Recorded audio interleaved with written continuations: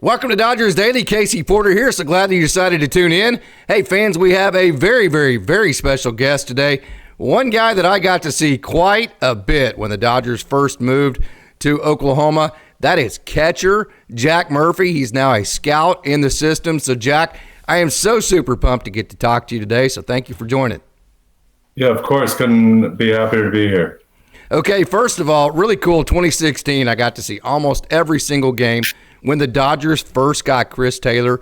Talk about getting to play with Chris Taylor in 2016, and then also when the Dodgers got Max Muncy that next year in 2017, and how impressive those two were.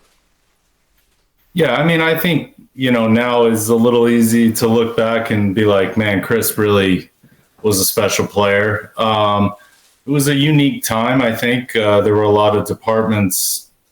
I didn't have as much knowledge about it then because obviously I was playing still. And so I can speak to Chris as a guy. I mean, just a phenomenal human being and somebody with a tremendous amount of work ethic and a guy that had a lot of skills, right? Like he could steal bases. He could play all over the field. He could hit the ball out of the ballpark.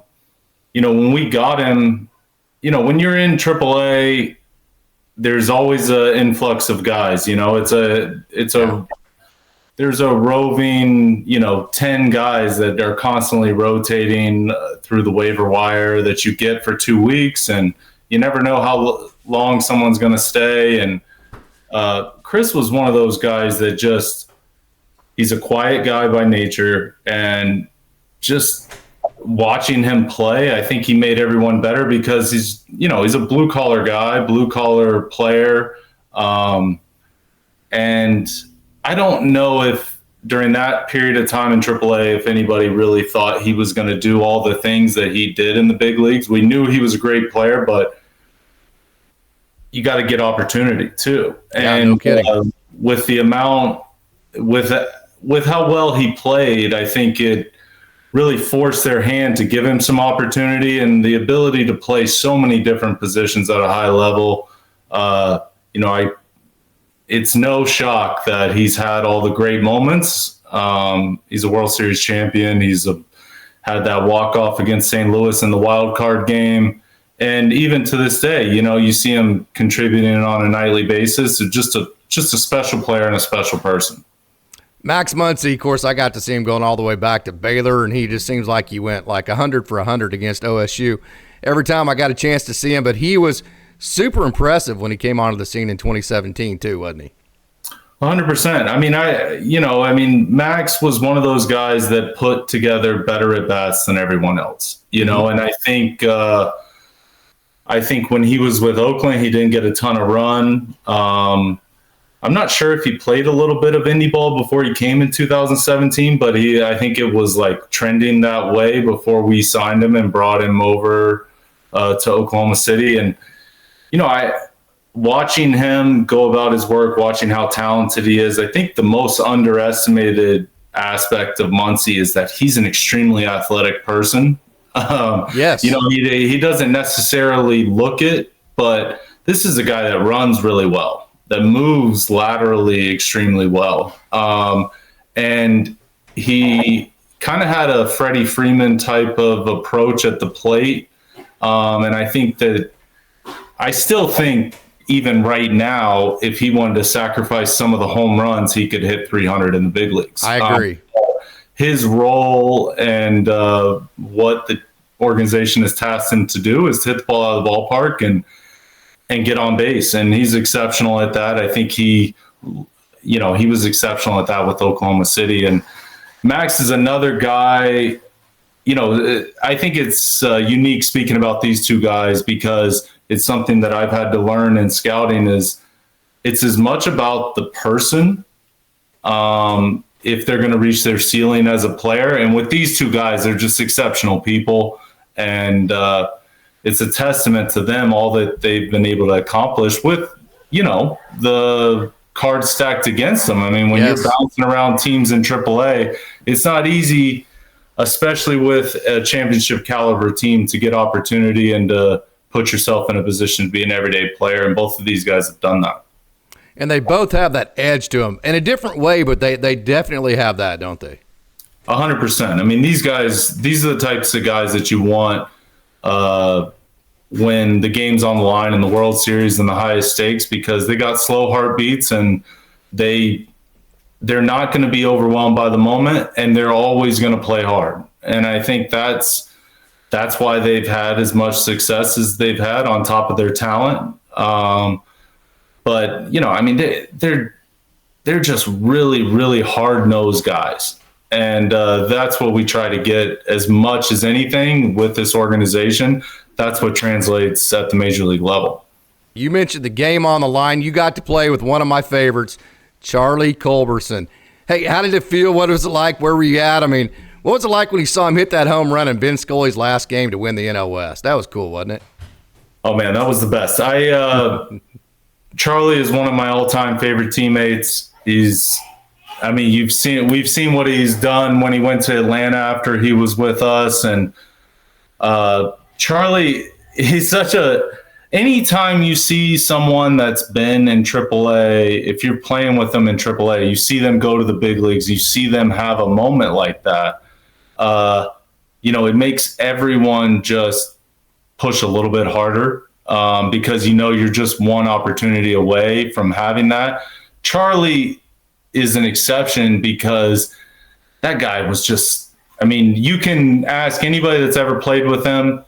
He's the best guy they've ever met. He's the guy that you'd want your sister to marry. He's just such a phenomenal human being. A funny story with Charlie is after that, the next year he was with us in 2017, and I was giving him a little bit of a hard time in the clubhouse, and he is the nicest man on the planet. But I had kind of caught him on a rough day, and I was peppering him a little bit.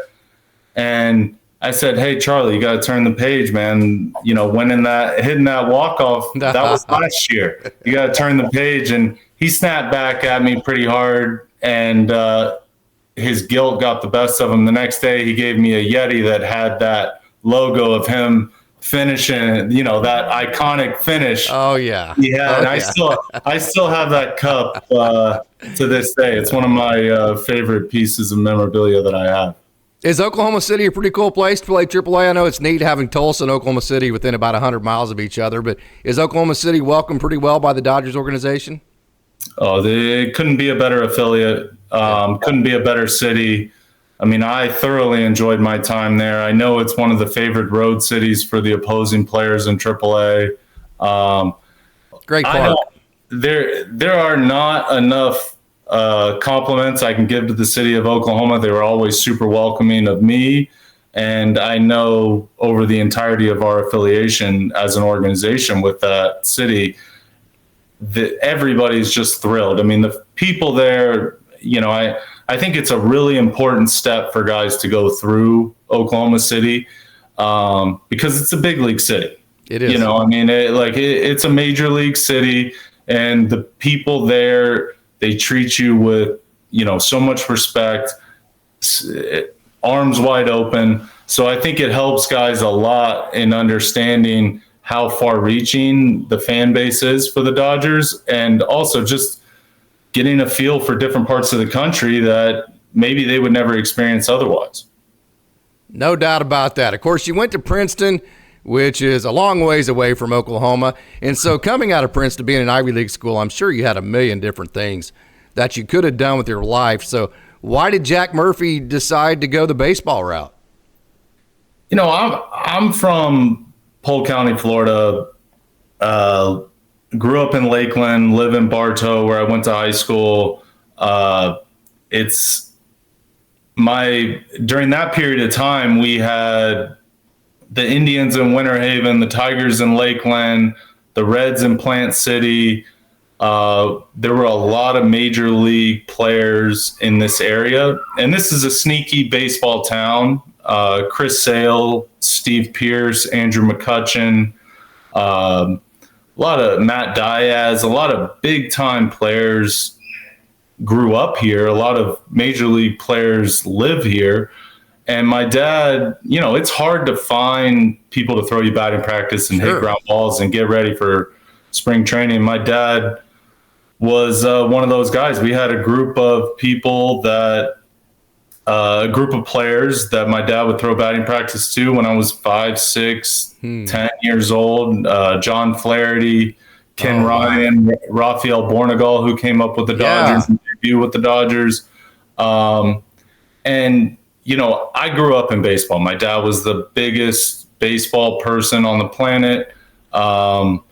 And that's all I ever wanted to do. I remember when we got the Rays in '98, I remember going to a game and I was 10 years old and I asked my dad, I was like, is this what these guys do for work? They come to the field and they play baseball? And he's like, yeah. I was like, that's all I ever wanted to do. Sign me up. Yeah, I was like, that's all I ever wanted to do. So both of my parents were teachers. Academics was a huge part of my life growing up. I was a diligent student, and I wanted to go to a big baseball school. Shout out to Chris Taylor. I would have gone to UVA if I hadn't gone to Princeton. My parents were adamant that if I had an opportunity to go there, that I should. And it's opened so many doors for me. It was an incredible experience when I was there. But I'm a baseball guy at heart. I'm thankful for those memories and those experiences, but there's nothing that I would rather do than to be around the game. And the game has given everything to me, so I'm just thankful for that.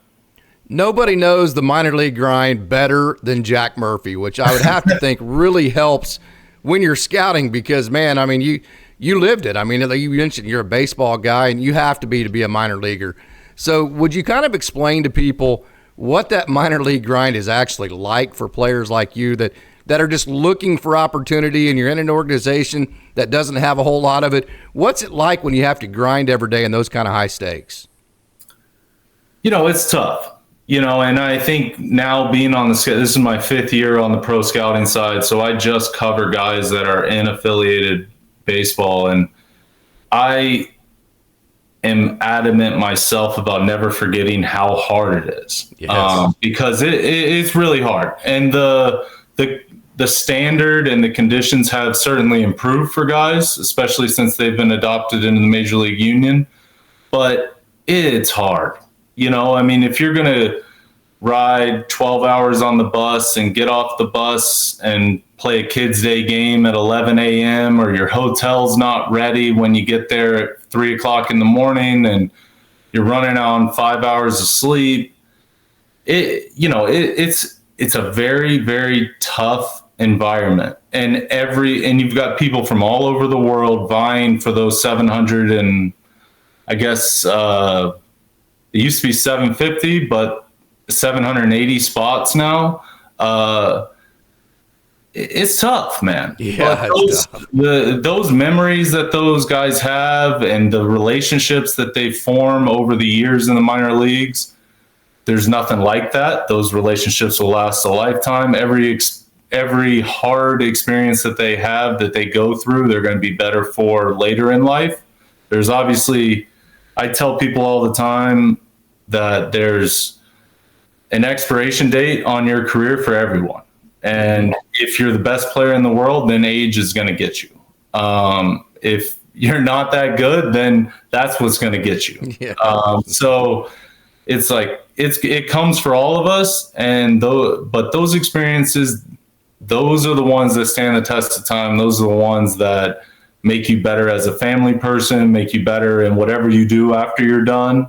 But yeah, it's tough. It's tough, man. If you haven't been through it, it's hard to articulate. Yes. But there's nothing harder than putting yourself on that field in front of people every single night and having to show up because, there's people there that have paid to see you play. And if you don't give everything that you have, they can tell. Yeah.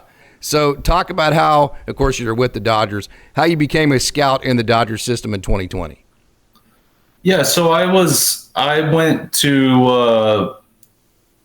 fortunate enough when I was with the Blue Jays, they sent me to Australia after my high A season.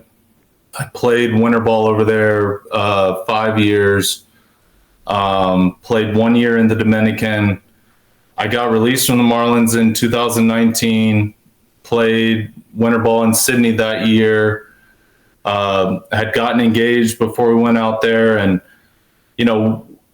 my wife now and I were looking at each other as the season in Australia was wrapping up, and we're like, what are we going to do?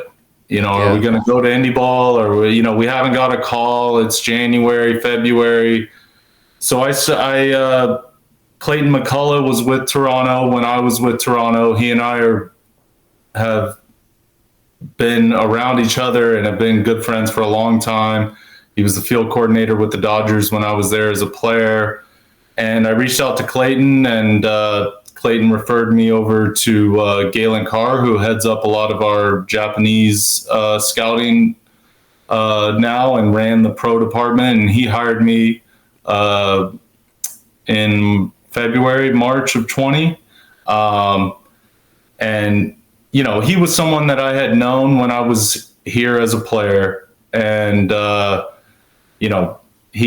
Clayton referred me, and Galen gave me that opportunity. And man, I'm just so thankful for it, because it gives me an opportunity to give back to the game and to offer my voice based on my experience as a player, and learning how the evaluation process in general has just been an eye-opening experience. And, there's nothing, someone that's grown up with my background, there's nothing more that you want than to be able to find opportunities for guys that were maybe similarly undervalued, and try to see the best in players and just be around the game, I have so many friends and former teammates that are still playing. And so just to still be around it, I'm thankful for that every day. Of course, it's a little bit different as far as terminology with every different organization that you're in, but can you kind of describe how the scouting system and the Dodgers system work? I know there's area scouts or scouting supervisors.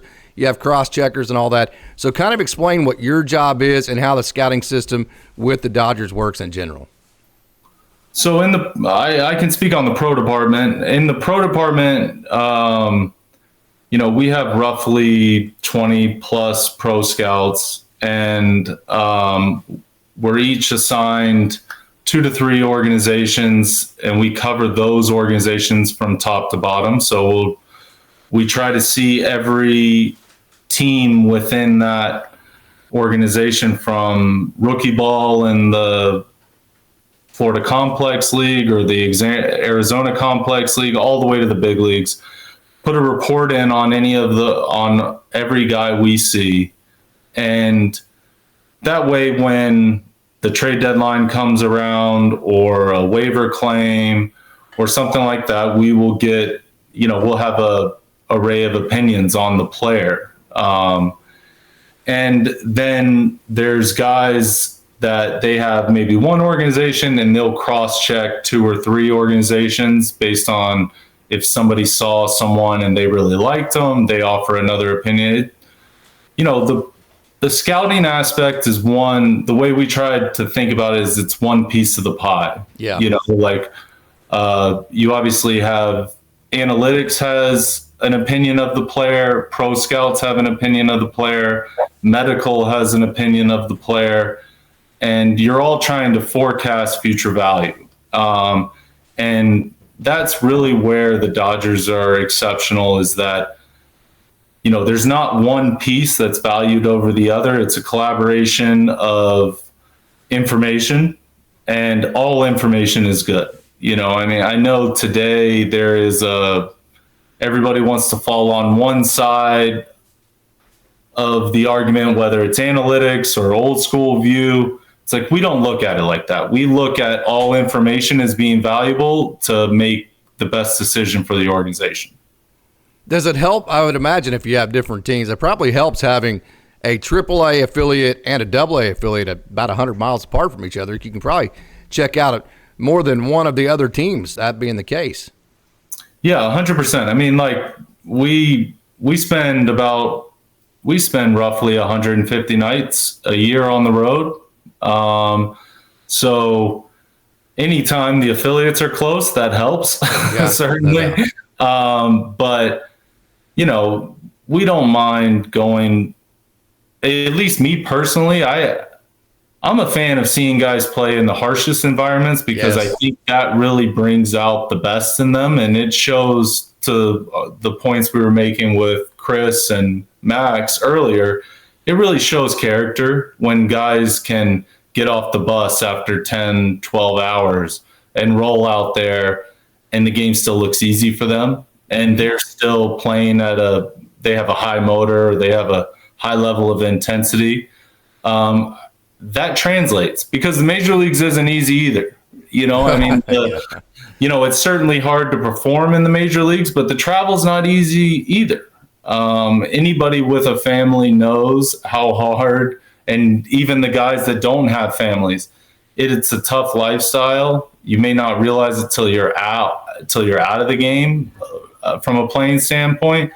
Man, it's a tough game. You're on the road 100 days a year. Even as a major league player, you're financially compensated well, but it's really, really tough. And so I have nothing but respect for the players. And, like I said earlier, I never try to forget how hard the game is and just how hard it is to live that lifestyle. No doubt about that. Okay, the Dodgers, they seem to like to have a certain type of mold in terms of the offensive type of players they like. They like guys that can maybe hit some home runs, draw a lot of walks, grind pitch counts. On the pitching side, they like the high-riding four seams, the tumbling changeups, the sliders, that kind of thing. So do they put you in a mold in terms of the types of guys they want you to go see, or do you have total autonomy over that? No, I mean, I think that's what makes us really good as an organization is like nobody's boxed in. You're free to have your opinion. Because look, if there was a formula, if there was as they say, a golden gun for how to actually evaluate someone or this player is going to have success, then there'd be a lot less people in major league organizations evaluating talent. Right. So with us, I think we're special because we allow that freedom of thought every player is so different. It's like we're not trying to put guys in a box of like, hey, this is what we want from you, or that's the type of player we're looking for. I mean, look at our roster. They are very, very different. Yeah. If there's one overriding theme is like, we want you to be athletic, we want you to be able to play a couple extra positions if you're not going to be an everyday offensive bat. But there's a variety of ways to contribute. I mean, you look at guys like Miguel Rojas and just everything that he's brought to the team, just from a defensive standpoint, from a leadership standpoint.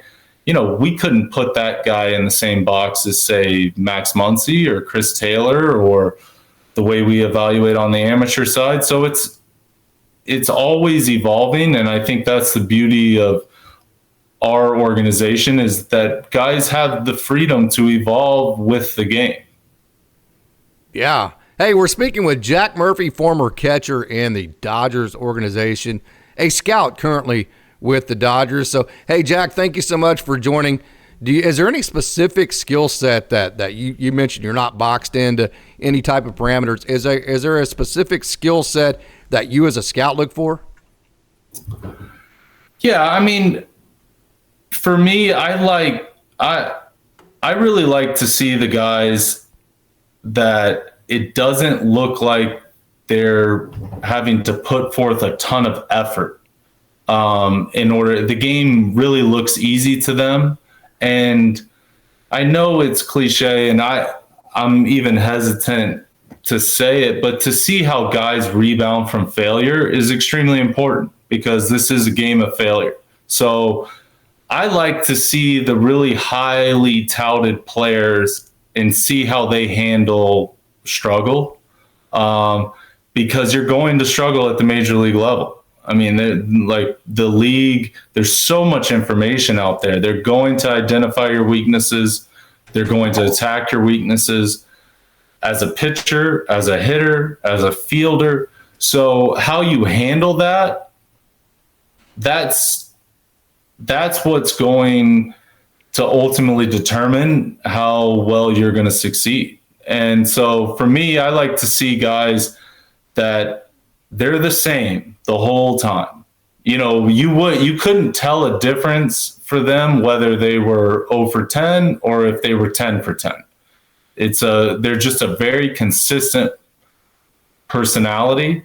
Obviously we can dive into skill sets, but ultimately that's what translates. That's what makes you a good teammate. That's what the guys on, for us as a huge market under a microscope, you just can't bring in any personality into that clubhouse because there's too many veteran players. There's too much, media scrutiny. So you need the really even people. You need really human beings. And so I would almost say the majority of my work is trying to find within those players that perform, trying to find those personalities that would fit well within our culture. And I think that's something that we really excel at. It's amazing to me. It's just an awesome thing that I get to talk to so many people within this Dodgers organization. I always appreciate it so much because I've talked to guys all the way from Panama to Venezuela to the Dominican Republic, from New York, from California, Florida, Oklahoma, you name it, man. They're from all over the world, but yet it seems like they're always the same person in the sense that they're super confident, but they're extremely humble, and they're people that you want to be around every single day. Yeah, I mean, I think that's what we pride ourselves on is a growth mindset. People that, they don't have it all figured out and that they're constantly looking for ways to be better. We look for that with players. We look for that with people within the organization. And, we know it in our everyday lives. Those are the types of people we want to be around because they're going to make us better. So we're constantly looking for those types. And I appreciate you saying that because it's just a testament to how we operate in general. Yep. I talk about the Dodgers culture all the time and how real it is. I probably wear people out with it because I'm just telling you, man, when I get to be around it in Oklahoma City and in Tulsa, I get to talk to Henny or Travis Barbary, any of these players. Even Jesse Guffey, the equipment manager for AA Tulsa, one of the thing I think that stuck with me the most is he said, of all the interactions I've seen with this club forever, I've never seen one negative interaction between somebody from the Dodgers and anybody else, whether it be a hotel clerk, a waiter, a waitress, or whatever. Never seen a negative interaction. That stuck with me. Yeah, it's a real thing. It's a real thing. I mean, then, if you think about it in a larger lens, those are just, you want to surround yourself with those type of people. And I think that really is the difference maker. I mean, that's the secret sauce. Everybody's looking for one simple answer, but it's just surrounding yourself with good people. Yep. I mean, we know that that's the way that you can have success, and that's what makes working enjoyable. And, like I've said from the beginning, I mean, once it was an eye-opening experience coming to the Dodgers as a player, and I was just shocked because it was like you've gone to heaven as a baseball player, even in the minor leagues. I mean, you're just around so many good people, and those relationships, they carry through forever. I mean, Travis is obviously, they won the PCL last year in Oklahoma City, and Travis was my catching coordinator when I was there as a player. Travis exemplifies all the phenomenal characteristics of a Dodger. And he has seen multiple regimes come and go since his time as a minor league player, through coaching, major league bullpen, every role he has assumed in our organization. And I think if I could characterize the Dodger way, Travis Barbary would exemplify that. The AAA manager in Oklahoma City. And what I love about him, he's so chill. He loves to go hunting on his free time. And he's the most professional, kind, humble human being you'll ever meet. But if he feels like he needs to stick up for his players, by God, he's out there sticking up for his players. I love that. 100%. He's always going to have guys back, but he's that he's a wolf in sheep's clothing, as they say. He's the nicest man on the planet, but if you disrespect one of his guys, he's going to be right there to have their back. I have nothing but incredible things to say about Travis, and Oklahoma City's lucky to have him. No doubt. Hey, a couple more questions, Jack. I've taken a lot of your time. I've gotten this question a lot. I still get this question quite a bit. When a scout comes to watch me, what are they looking for? Are they looking for results, process? What is it that they want to come away seeing from me that day? Well, I mean, if you're a hitter, we want to see you hit. Realistically, put together a professional at bat, not go outside yourself to try to do things that you're not capable of. But your feel for the game. Look, I mean, the performance stuff is kind of cut and dry. If you can perform at a certain level, you have a chance to play in the major leagues. The things that give you more opportunity outside of performance are, how do you interact with your teammates? How do you get on and off the field? Do you look like someone that people want to be around? Mm-hmm. Those, outside of just pure production, that's the difference maker. I when I came up with Toronto, Fred McGriff was the crime dog, baby. The crime dog. And, he's a Tampa guy, and he, I was elated to see him get elected to the Hall of Fame. He's a phenomenal person, phenomenal baseball guy. He told me when I was in New Hampshire in 2014, we were watching a game after our game finished up. We were watching a game together, and he said, Murph, every major league team, they have 3 or 4 guys that were just born to be major leaguers. Yeah. Every other guy on the field is someone that grinded it out, and when they got the opportunity, they seized it. And now in the role that I'm in, it's creating that opportunity for you to seize it. And how you create that opportunity is you gotta be well liked by your teammates. You gotta care. You gotta play the game hard, and you gotta show up every day. Mm-hmm. So those are the things those are the intangibles I try to look for outside of pure production. Yeah. Cam Griff, Fred McGriff's son, actually went to Oklahoma State and played basketball. So I enjoyed watching him play for the 4 years that he was there as a Cowboy. Okay, let's get to a fun question here. Probably the best part of scouting. Tell us what it's like when you get to pick up that phone and call somebody, and that moment whenever they get that guy that maybe that you referred and they got signed, when they get that call and they get sent up to the major leagues, what that moment is like between scout and player. So the amateur guys are more, they handle the guys that go through the draft. So I don't have that experience in where I'm at, but I have had a couple opportunities to, recommend guys that have gotten signed by the Dodgers. Andy Burns is someone that played for Oklahoma City. He was a teammate of mine with Toronto. And at the time we were looking for guys that could really hit left-handed pitching. And he was someone with a long track record of that. I knew the intangibles there were off the charts. He's somebody that had a lot of success in Oklahoma City and ultimately got a chance to play in the pennant against the Braves. Andy was highly sought after by a few teams. When the Dodgers want to sign you, that means that there's a few teams that want to sign you. Sure. And him being a friend, I reached out to him and I was like, look, this is where you want to be. He was actually, I think, 0 for 4 in the big leagues before he had a brief call up with Toronto before he signed with us. I want to say it was 21. Mm-hmm. And I was I mean, I was thrilled to see him come over to us and to see him get his first major league hit with us and to see him play in a pennant, to have the experiences that he had.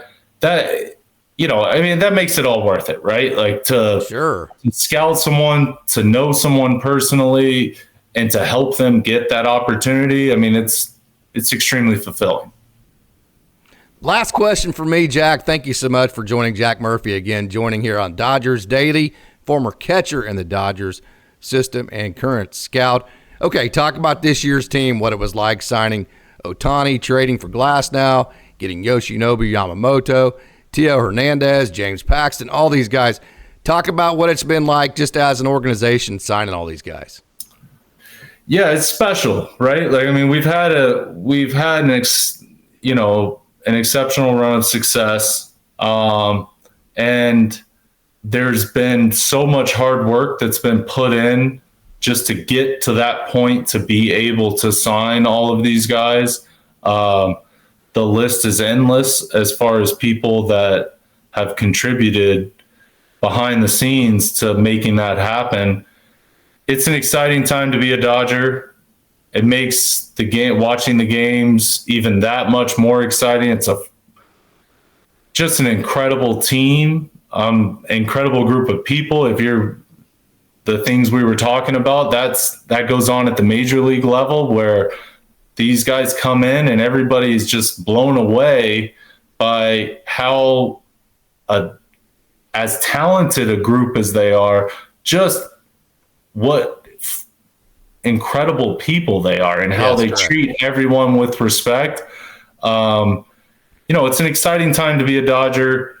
And I think I can speak for all the people in the organization. We're just thankful to be here at this particular time and to see how everything shakes out. Did you get to make it to Korea? No, I did not make it to Korea, but I hope to catch a couple series this year and to see them in person. But obviously I try not to miss a game, whether I'm at a game that I'm scouting, watching it on the phone or whatever. It's just so many great players. Mm-hmm. I mean, this is a team, this is a team that everyone across the world wants to watch. Absolutely. And so anybody that has any sort of involvement with the Dodgers, we're just giddy to be able to watch these guys play. Jack Murphy, I can't thank you enough for coming on to Dodgers Daily. This has been one of the special interviews for me. Of course, I cut my teeth with Dodgers-affiliated baseball, watching a lot of you in Oklahoma City, and it was a heck of a lot of fun. And so whenever you agreed and answered my message, I was so excited that you came on to talk, and this has been nothing but a privilege for me. Thank you, Jack Murphy. Thank you for having me, man. This has been awesome. Anytime.